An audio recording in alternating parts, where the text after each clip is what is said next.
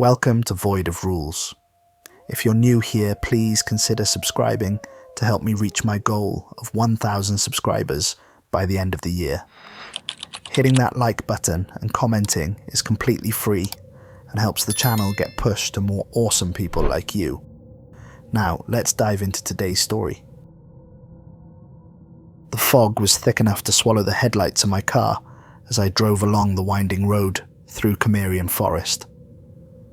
Rain pelted against the windshield, creating a hypnotic rhythm that almost made me miss the turnoff, a narrow, unmarked path that seemed to disappear into the wall of trees. My GPS had died an hour ago, leaving me with nothing but handwritten directions on a crumpled piece of paper. I was already regretting this decision, but what choice did I have? Jobs were scarce, and this one paid 3 times what I'd make anywhere else. Prison guard wasn't exactly my dream career, but after what happened in Boston last year, I needed to disappear, needed to start over somewhere nobody would think to look. When the massive stone structure finally emerged from the mist, my breath caught in my throat. Cimmerian Hold didn't look like any prison I'd seen before. It was built directly into the side of a mountain, its facade a mixture of ancient stone and modern reinforcements. Watchtowers loomed at irregular intervals, and a series of heavy gates formed a checkpoint leading to the main entrance. The entire facility exuded an aura of dread, as if the very stones were saturated with fear. I pulled up to the first checkpoint where a guard regarded me with suspicion through the rain-streaked glass. "Evelyn Carter," I said, handing him my credentials. "New hire. Today's my first day." He studied my paperwork with narrowed eyes. "You actually showed up," he muttered, almost to himself. "Surprising." The way he said it made my skin crawl. After passing through 3 more security checkpoints, each more rigorous than the last, I was escorted to the Warden's office. The inside of the prison was just as unsettling as the exterior. Modern security systems juxtaposed against what looked like centuries-old architecture.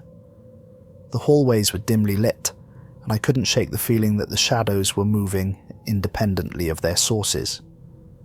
Warden Bartholomew Thorne's office was austere and cold.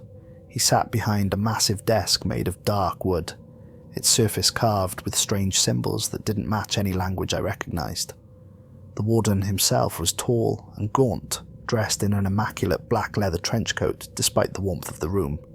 His eyes never seemed to blink as he assessed me. "Miss Carter," he said, his voice like gravel, "welcome to Cimmerian Hold." He didn't stand or offer to shake my hand. Instead, he pushed a tablet across the desk, displaying my contract. "You've been assigned to general supervision for your first week," he continued. "After that, we'll evaluate your suitability for specialized sections of the facility." The way he emphasized suitability made me feel like a lab specimen. "Your orientation will be brief. We're understaffed today." His lips curved in what might have been a smile, but his eyes remained cold. "One final thing, Miss Carter. This facility operates on strict protocols. Follow the rules. Your life depends on it." Before I could ask what he meant, I was dismissed and handed over to a jumpy guard named Phillips, who gave me a rush tour. He spoke quickly, pointing out areas with vague descriptions, never lingering in one place too long. When we passed certain corridors, he would fall completely silent, quickening his pace until we were well past. "What's down there?" I asked once, indicating a heavily secured doorway. Phillips paled. "Lower levels," he whispered. "You don't have clearance. Pray you never get it." By the end of the tour, I had more questions than answers and a growing sense of unease. Phillips deposited me at the staff quarters, a cramped room with a narrow bed, metal desk, and a bathroom barely large enough to turn around in. "First shift starts at 6, he said. "Don't be late. And Carter," he hesitated, looking over his shoulder. "Be careful." He was gone before I could respond. My first assignment the next morning was delivering meals to the standard security prisoners. That's where I met Santiago Rojas, or Santi as he called himself. Unlike the other inmates who barely glanced at me, Santi's eyes locked onto mine the moment I approached his cell. "You're new," he said, his voice rough from years of disuse. He was older, maybe in his 60s, with deep lines etched into his weathered face and salt and pepper hair cut close to his scalp. "First day," I admitted, sliding his tray through the slot. He didn't take it. Instead, he moved closer to the bars, lowering his voice. "Meet me in the laundry detail at 4. Tell them you've been assigned. It's important." "Why would I—" "If you want to survive the week, you'll be there," he interrupted, finally taking his tray. "This isn't a normal prison, Chica. Not even close." I reported to the laundry room at 4, against my better judgment. Santi was there, sorting sheets with mechanical precision. The guard on duty barely glanced at me when I mentioned being assigned, just nodded toward the piles of uniforms. Santi waited until the guard stepped out before speaking. "You notice anything strange about this place?" he asked, not looking up from his work. I thought about the odd architecture, the nervous staff, the corridors no one would explain. "It's old," I offered. Santi laughed, a harsh sound without humour. "Old doesn't begin to cover it. This place was built to contain things that shouldn't exist." He finally looked up, his dark eyes intense. "The things in the lower levels, they're not human." I almost smiled, thinking it was a joke, but his expression remained deadly serious. "Monsters," he continued, "real ones. The kind that would give the devil himself nightmares. Government's been catching them for decades, bringing them here." "That's ridiculous," I said, but my voice lacked conviction. "You think so? Then why does the East Wing have cells lined with silver? Why are there salt barriers under the floor tiles in the solitary wing? Why does the Warden wear gloves all the time?" He shook his head. "You'll see soon enough, but if you want to live, you need to know the rules." He pressed the folded paper into my hand. "Memorize these, burn it after, and whatever you do, follow them, every single one." That night, in my quarters, I unfolded Santi's paper. In cramped handwriting were 6 rules, each with brief explanations. Rule 1. Never make eye contact with Barrowman. His gaze will plant seeds in your mind that grow into madness. Rule 2. If you hear Kallista's voice, never respond. She speaks directly into your thoughts. She sees your desires. She lies. Rule 3. Always lock doors behind you. Always. Some things can bend space. Don't give them the opening. Rule 4. Never trust the Warden. He's not what he seems. Neither is Dr. Graves.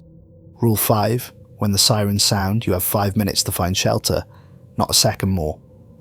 Rule 6. You are always being watched.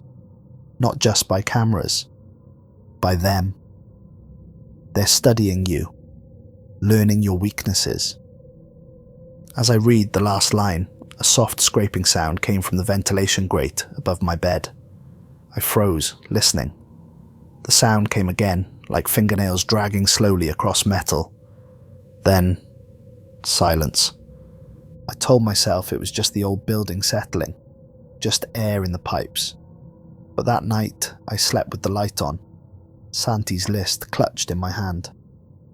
Morning brought assignment to the lower levels, paired with a veteran guard named James. He was tall and broad-shouldered, with the confident stride of someone who'd been working at Cimmerian Hold for years. "Got stuck with the rookie, huh?" he said, not unkindly. "Don't worry, stick with me, and you'll be fine." We descended in an elevator that required special clearance, going deeper than I thought possible. The temperature dropped noticeably, and the walls transitioned from standard prison construction to what looked like ancient stonework, reinforced with modern materials. "What exactly is down here?" I asked. James shrugged. "High security containment. The worst of the worst." He chuckled. "You'll hear all sorts of stories from the old-timers. Monsters, demons, all that nonsense. Truth is, these are just dangerous individuals requiring special containment protocols. The elevator doors opened to a corridor unlike anything I'd seen before. The cells, if you could call them that, were massive reinforced chambers with viewing slots at eye level, each door marked with different symbols. "We do hourly checks," James explained. "Visual confirmation only. Don't engage with the prisoners, don't respond if they speak to you." "Like Kallista?" I said before I could stop myself. James raised an eyebrow. "Been talking to Santi, have you? Look, the old man's been here forever, but he's got a flair for dramatics. Kallista's just a psychological warfare expert who got on the wrong side of some important people. The voice thing? Just exceptionally good at reading people." We continued down the corridor until we reached a cell larger than the others. The door was a solid metal with no apparent handle, just a small viewing slot currently closed. The symbols etched around it were more complex, some seeming to move in my peripheral vision. "Barrowman," James said, "our special guest." He slid open the viewing slot. "Take a look if you want, but fair warning, he's not pretty." I recalled Santi's first rule: never make eye contact with Barrowman. I hesitated. "I'll pass," I said. James laughed. "Seriously? Don't tell me you believe that superstitious crap. Look, I'll show you." Before I could stop him, James leaned forward and stared directly through the slot. "See? Nothing to worry about." I couldn't see past him, but a chill ran down my spine. Something felt wrong. The air around the cell seemed to thicken, as if the very atmosphere was being compressed. "Let's finish the rounds," I said, trying to keep my voice steady. James stepped back from the slot, closing it with a metallic clang. "Fine, fine chicken." But his cocky smile didn't quite reach his eyes. By the end of our shift, James was sweating profusely. He kept scratching at his arms, leaving long red marks on his skin. Once, I caught him staring into empty space, whispering something I couldn't hear. "Are you okay?" I asked as we headed back to the elevator. "Fine," he snapped. "Just a headache." In the break room, it happened. James was pouring coffee when he suddenly went still. The cup overflowed, scalding liquid spilling across the counter and onto the floor. When Parker, another guard, touched his shoulder, James whirled around with inhuman speed. His eyes were wide, pupils dilated, until barely any iris remained. "They're watching," he hissed, grabbing Parker by the throat. "Eyes in the darkness, watching, waiting, hungry." It took 3 guards to pull him off Parker. As they dragged him away, still thrashing and screaming about eyes in darkness, his gaze found mine. "He showed me," James whispered, voice suddenly calm and terribly lucid. "Showed me what's coming. What's always been coming. They're just the beginning, Carter. Just the harbingers." That was the last time I saw James. Rumour was he'd been transferred to a medical facility, but nobody would say where. I was shaken by what I'd witnessed, still trying to process it when I literally ran into Dr. Lucien Graves in the corridor. Tall and slim, with prematurely silver hair despite his middle-aged appearance, Dr. Graves exuded cold intelligence. His white lab coat was immaculate, a stark contrast to the general grimness of the prison. "Ah, Miss Carter," he said, steadying me with a firm grip. "I was hoping to meet you. I'm Dr. Graves, head of psychological services here at Cimmerian Hold." His eyes studied me with clinical detachment, as if I were a particularly interesting specimen under a microscope. "I heard about the incident with Officer Harris," he continued. "Unfortunate, but not unexpected. Some minds simply aren't equipped to handle the unique stresses of our environment." He carried a leather-bound notebook with the same strange symbols I'd seen on the Warden's desk embossed on its cover. "I'd like you to visit my office tomorrow," he said. "Standard procedure after witnessing a traumatic event. We wouldn't want you developing any issues." The way he said issues made my skin crawl. "I'm fine," I insisted. "Nevertheless," he smiled thinly, "consider it mandatory. 3 o'clock, East Wing, room 237. He turned to leave, then paused. "Oh, and Miss Carter? I'd be careful about engaging too much with inmate Rojas. His fantasies can be quite contagious." That night, I was assigned to the solitary confinement wing. The cells here were different, smaller, with solid doors and only a small, reinforced window set at eye level. The silence was oppressive, broken only by the sound of my footsteps on the concrete floor. I was halfway through my rounds when I heard it, a voice soft and melodic, speaking directly into my mind. "Evelyn," it whispered, somehow managing to sound like it was right beside me, despite coming from everywhere and nowhere at once. Sweet, broken Evelyn, so far from home, so alone. I froze, my heart pounding. This had to be Kallista. "I know what happened in Boston, Evelyn. I know what you're running from, what you did." My blood turned to ice. Nobody knew the full story of what happened in Boston. Nobody. "I can help you," the voice continued, sweet and persuasive. "I can make the nightmares stop, make the guilt fade away. All you have to do is talk to me. Just a few words, that's all." The pull was incredible, an almost physical force urging me toward a cell at the end of the corridor. I found myself taking one step, then another, drawn like a moth to flame. "That's it," Kallista purred in my mind. "Come closer. Let me see you properly." Rule 2 echoed in my memory. Never respond to Kallista. I bit my tongue hard enough to taste blood, focusing on the pain to break her spell. From the corner of my eye, I saw Tom, another night shift guard, moving slowly down the corridor towards the same cell. His eyes were glazed, his movements mechanical. Kallista was speaking to him too. I could tell by the way he tilted his head, as if listening to something only he could hear. "Tom!" I called out. "Tom, stop!" He didn't seem to hear me. As I watched in horror, he approached Kallista's cell, fumbled with his keycard and unlocked the door. "Tom, don't!" I lunged forward, but I was too far away. The cell door swung open, revealing absolute darkness within. A darkness that seemed to defy the hallway lights, absorbing them rather than being illuminated by them. Tom stepped inside without hesitation. For a moment, nothing happened. Then the darkness moved, shifted, like something vast was changing position. A sound emerged, wet, visceral, hungry. Tom's scream was brief, cut off with sickening abruptness. The darkness rippled again, and for just an instant, I saw something resembling a woman's form. But wrong. Too many limbs, joints bending in impossible directions. A face that seemed to consist of nothing but a smile stretched too wide. Then, the security system engaged, slamming the cell door shut with an automatic lockdown. Emergency lights flashed, bathing the corridor in rhythmic red glows that made the shadows pulse like a living heartbeat. I stood there, frozen in place, unable to move or even scream. "Next time, Evelyn," Kallista's voice whispered in my mind, sounding satisfied and well-fed. "Next time it will be you." I reported the incident, of course, but when security footage was reviewed, it showed Tom entering the cell voluntarily. There was no audio to capture Kallista's voice, nothing to prove she had somehow compelled him. Just another guard lost to negligence, according to the official report.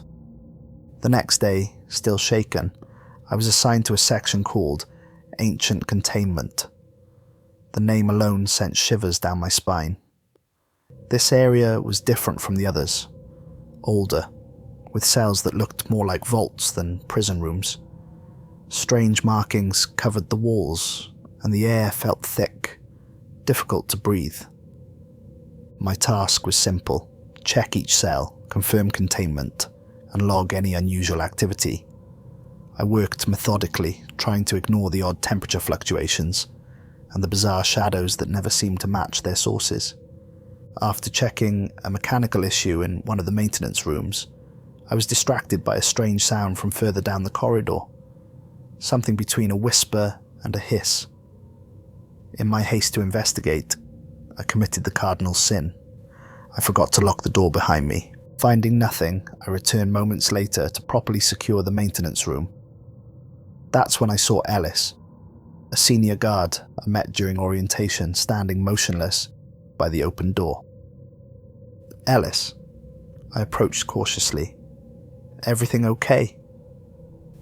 He didn't respond, didn't even blink.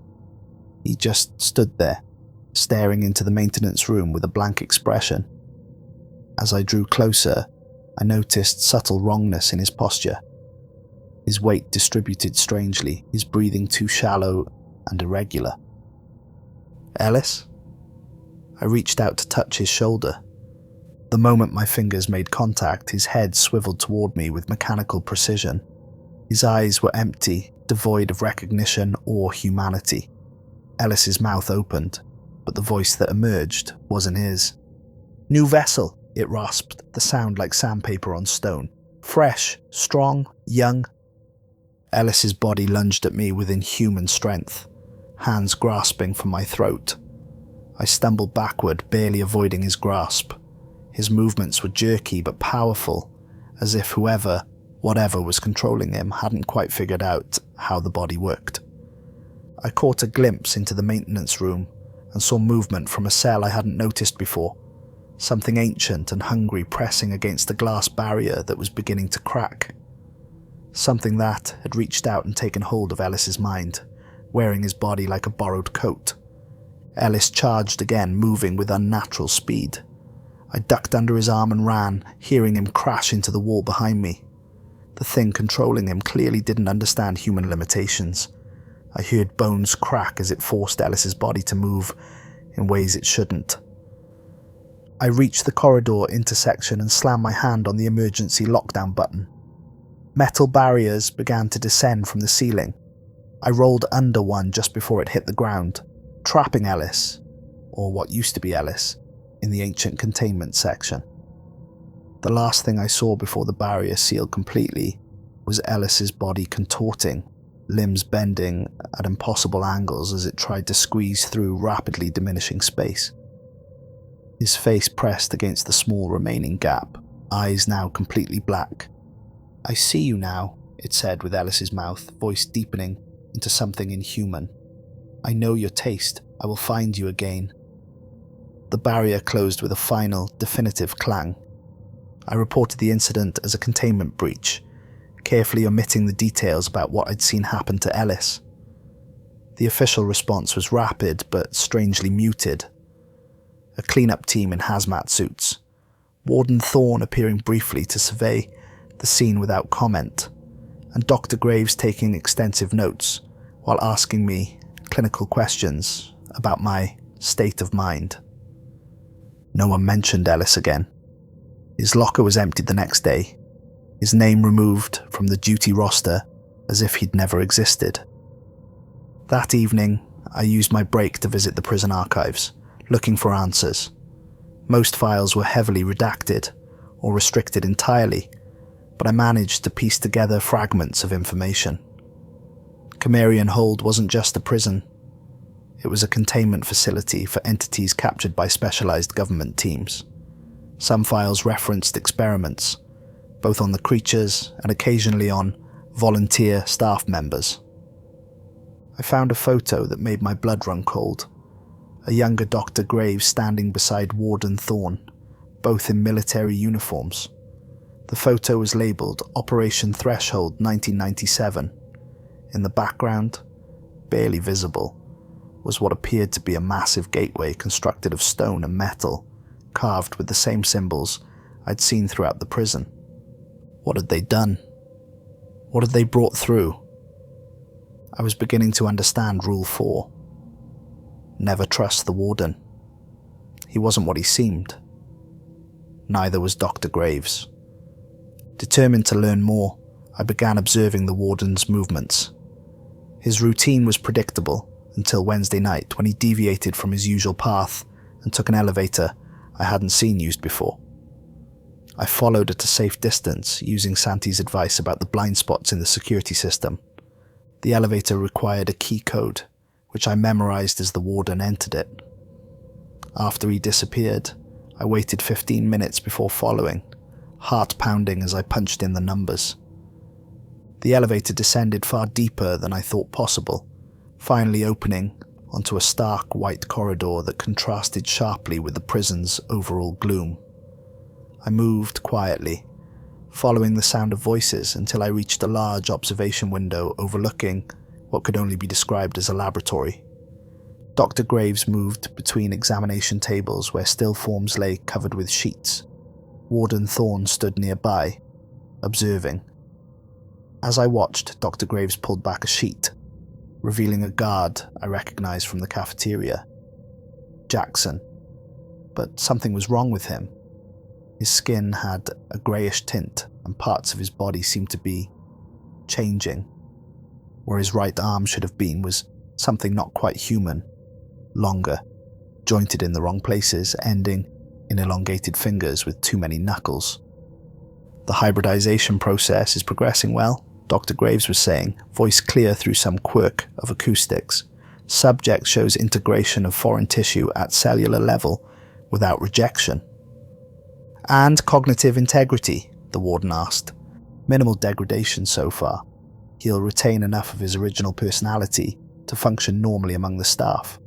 The changes can be concealed with proper clothing. And the others? Dr. Graves gestured to the other tables. Varying success rates. The Barrowman tissue is proving difficult to stabilize. The subjects exposed to it tend to experience rapid mental deterioration. The Kallista integration is more promising, though we're seeing issues with prolonged duality of consciousness. Acceptable losses, the warden said dismissively. We need viable hybrids before the Convergence. The sponsors are growing impatient.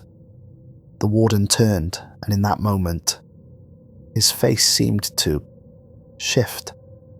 Just for an instant, his features became fluid, revealing something beneath the human mask.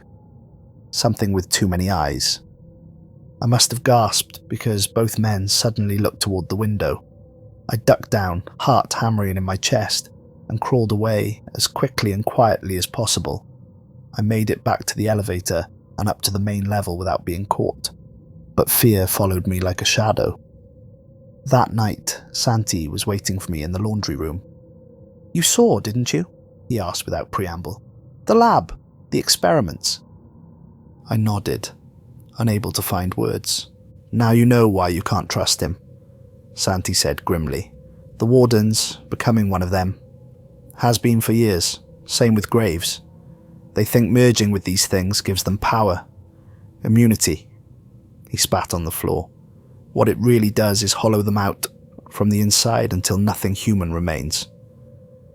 Before I could respond, alarms blared throughout the facility.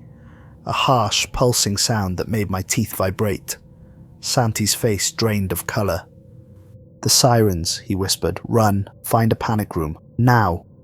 Rule 5, when the sirens sound, you have 5 minutes to find shelter. I ran. All around me, chaos erupted as guards and staff scrambled for safety. Protocol dictated that we should proceed to designated secure areas. Panic rooms distributed throughout the facility that could withstand almost any threat. I was halfway to the nearest one when an explosion rocked the building, throwing me against a wall. Through the dust and debris, I saw shapes moving, things that should not exist in any sane world. Barrowman had escaped. His massive form smashed through walls as if they were paper, his skin as black as the void, eyes glowing with malevolent red light. Where he passed, reality itself seemed to warp and buckle. Other entities roamed the halls, amorphous shapes flowing like liquid across the floor and walls, creatures that seemed to exist in multiple places simultaneously, things with too many limbs moving with terrible purpose. I changed direction, seeking another route to safety, as the one ahead was cut off by something that resembled a man, only in the vaguest sense. A writhing mass of tentacles and eyes, surrounding a core of what might have been human once. The nearest alternative panic room was 2 floors up. I took the stairs, narrowly avoiding a guard who charged past me, eyes completely black, another victim of possession. The minutes ticked by in my head as I raced against time. 4 minutes left. 3, 2. I found the panic room, a reinforced chamber with a heavy metal door, just as something huge and impossibly fast bounded down the corridor behind me. I slammed the door shut with seconds to spare, the locking mechanisms engaging automatically. Inside, monitors showed security feeds from throughout the facility. The carnage was beyond comprehension. Creatures of nightmare roamed freely, some hunting the few unfortunate souls who hadn't reached safety in time. Others seemingly engaged in some unknown purpose, moving with deliberate intent towards specific areas of the prison. And through it all walked the Warden and Dr. Graves, untouched by the chaos around them. The monsters parted before them like a dark sea, some even bowing in what looked disturbingly like reverence. The worst was when Kallista's voice somehow penetrated the panic room, flowing into my mind like honey, laced with poison. See how they serve us, Evelyn. See how they worship what we are becoming. You could join us. It doesn't have to hurt. It could be beautiful. I covered my ears, knowing it would do no good against the voice that existed inside my head. I curled into a corner of the panic room, whispering to myself, focusing on anything but her seductive promises. 5 minutes after the sirens first sounded, they stopped. The monitors showed the creatures retreating, returning to their cells as if following unheard commands. Containment doors closed, locks engaged, and an unnatural calm settled over the facility, as if nothing had happened at all. When I emerged from the panic room, I was changed. The horrors I'd witnessed couldn't be unseen. The truths I'd learned couldn't be unlearned. And with this terrible knowledge came a growing paranoia as I began to notice signs of the sixth and final rule. You are always being watched. It was subtle at first. Shadows that moved independently of their casters. Reflections in windows and polished surfaces that showed expressions different from my own. The weight of unseen eyes followed me everywhere, studying, assessing, learning.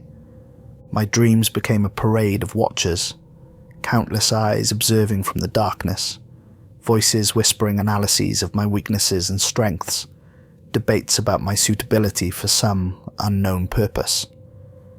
I tried to maintain normalcy, to perform my duties without revealing my growing awareness, but Dr. Graves knew. Of course he did. He cornered me in a corridor 3 days after the breach, his clinical smile never reaching his cold eyes. "You've been quite busy, Miss Carter," he said softly, accessing restricted areas, asking questions, looking in places you shouldn't.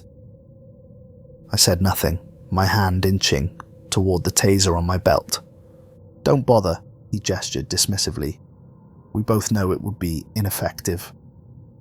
His eyes changed for just a moment, becoming larger, darker, with vertical pupils that dilated as they focused on me. "Everything here is an experiment, Evelyn," he continued, his voice taking on harmonics that hurt my ears. "Even you, especially you." "What do you mean?" I couldn't help asking. His smile widened, showing teeth that seemed too numerous and sharp. "Why do you think you were hired? Your psychological profile, your history, your genetic markers, all perfect for our purposes." He leaned closer, his breath cold against my face. "You have potential, Evelyn. The same potential we all had before we embraced transformation." Before I could respond, he straightened, his features returning to human normalcy with disturbing ease. "Think about it," he said, turning to leave. "The offer won't remain open indefinitely." That night, I made my decision. I had to escape. Santi was the only one I trusted, the only one who seemed to want to help rather than use me. We met in the shadows of the laundry facility after hours, speaking in whispers. "There's a maintenance tunnel," he explained, sketching a rough map on a piece of paper, old from before the modern additions. "It leads outside, comes out in the forest, about a mile from the main road." "Why hasn't anyone used it before?" I asked. His expression darkened. People have tried. None made it. The things here, they don't just have physical forms. They exist in ways we can't fully comprehend. They know when someone's trying to leave. Then how? Distraction, he interrupted. The kind they can't ignore. They're bound by patterns, by rules of their own. If we break enough of the containment rules simultaneously, in the right sequence, it creates a kind of blind spot, a temporary weakness in whatever keeps them here. The plan took shape over the next 3 days. I gathered necessary supplies, keycard duplicators Santi had fashioned from stolen electronics, maps of the facility's blind spots, a powerful flashlight, and a special amulet Santi gave me. Old magic, he said when I questioned it, from my grandmother, protection against evil eyes. We set the plan for Monday night when staffing would be at its lowest. I was scheduled for the late shift in the eastern wing, close to where the maintenance tunnel entrance was hidden behind a false wall in a rarely used storage room. Everything began according to plan. I triggered the first alarm at 2:17 a.m., a minor containment breach in a low-security area, enough to draw attention but not serious enough to lock down the whole facility. Then the second, in the opposite wing, creating a pattern that would spread security thin. Using knowledge of the monster's behaviors, I created strategic chaos throughout the facility, a mirror positioned at just the right angle to catch Barrowman's gaze and reflect it toward an empty corridor. A recording of Kallista's voice captured during the previous breach played through the intercom system in selected areas. The confusion spread exactly as Santi had predicted. Guards ran in all directions, systems failed in cascading sequences, and the careful balance of the prison's containment procedures began to crumble. I met Santi at the rendezvous point, a service corridor near the eastern storage rooms. He was already there, looking tense but determined. "It's working," he said, "but we don't have much time. They'll figure it out soon." We hurried to the storage room, located the false wall, and began the process of opening it. A complex sequence of pressure points that caused the wall to slide sideways, revealing a dark tunnel beyond. That's when the alarm changed.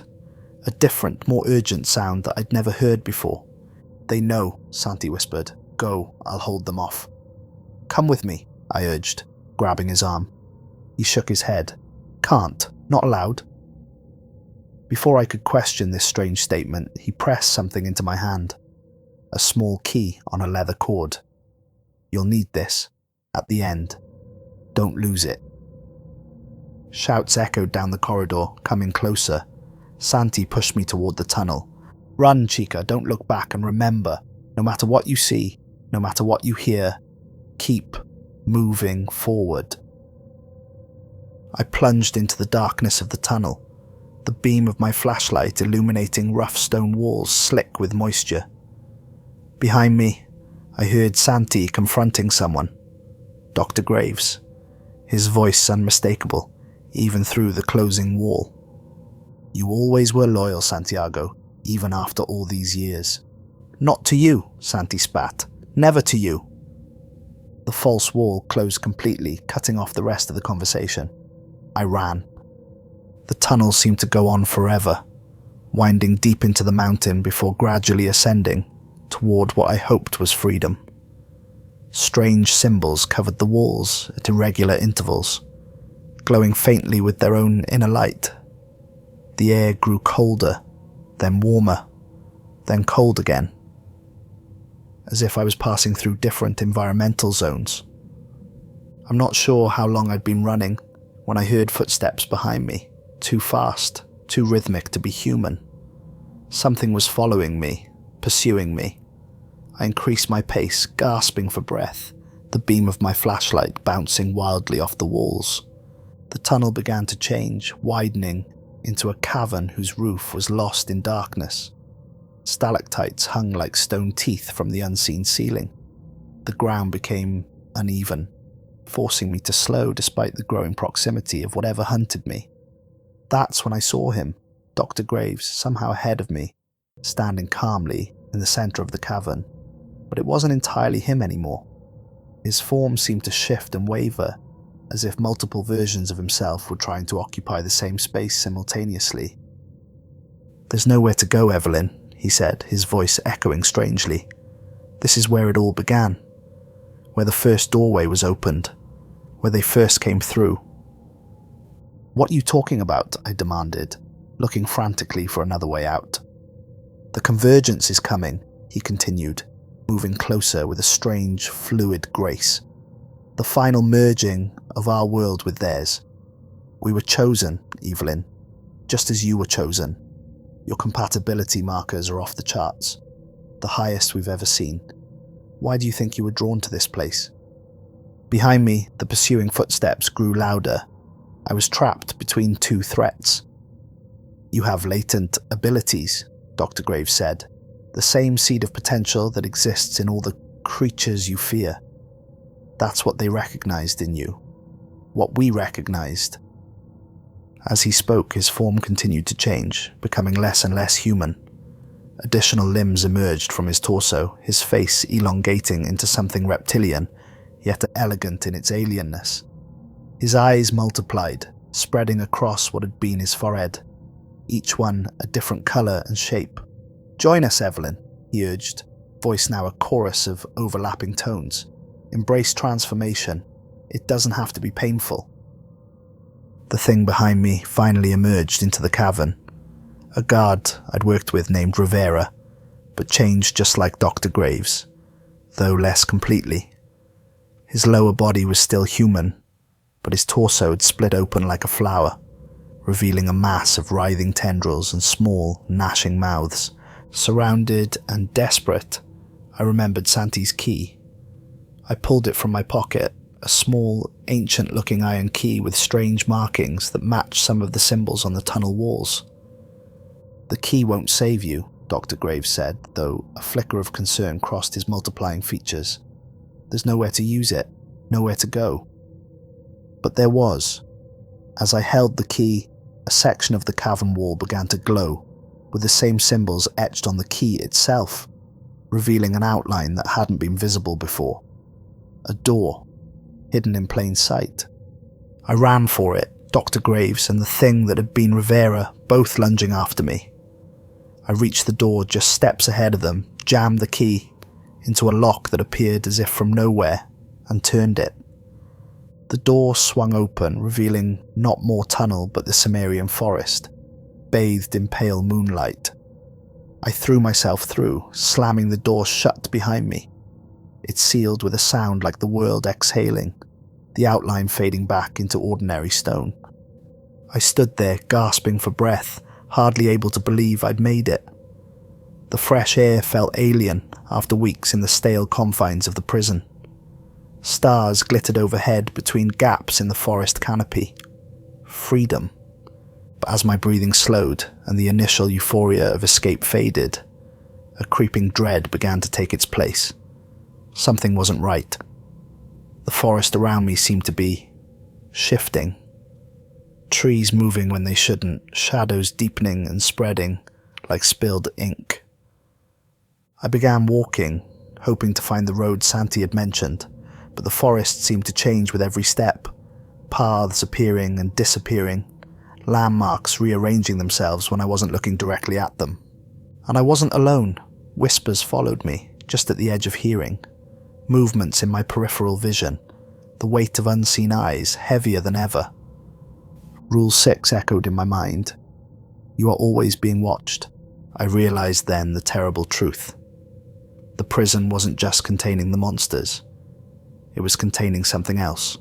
Something they were all afraid of. Something that lived in the spaces between worlds. That used the forest as its hunting ground. Had my escape been part of their plan all along? Had I been herded here, like prey driven toward a predator? After what felt like hours of wandering, I finally saw it. Lights in the distance, civilization, safety. I broke into a run, hope surging through me once more. But as I approached the forest's edge, I felt a strange reluctance growing within me. a pulling sensation deep in my chest, urging me to turn around, to go back to the prison, to the familiar horrors rather than the unknown terrors that waited beyond. I fought against it, forcing myself forward, step by step. The lights grew closer, just a few hundred yards more. That's when I saw my reflection in a puddle of rainwater, my face but with eyes that weren't entirely my own anymore. Eyes with vertical pupils that widened as I watched, adjusting to see in darkness that should have been impenetrable to human sight. The transformation had already begun.